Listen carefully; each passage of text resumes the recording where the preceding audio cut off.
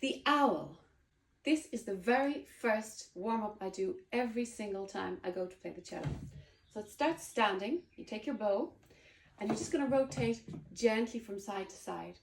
Make sure your shoulders are down and you're looking around the room as if you were an owl, hence the name. Then you can stretch your arms up, still rotating. Be very careful that you don't go too quickly, that you're able to keep your balance. Don't get dizzy, but just gently rotating from side to side. Then you take it to seated, and again taking the arms up and down. Now before we take the cello, trick question for anyone who already plays the cello: where is your C string? And you might go like this. Where's your A string? And you might go like this. And actually your C string is here and your A string is here on this side. Twisting, not lifting.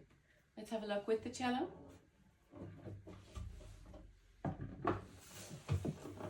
Twisting around. Pretend the cello isn't there. Doing the same movements as before. Lifting up, coming back down.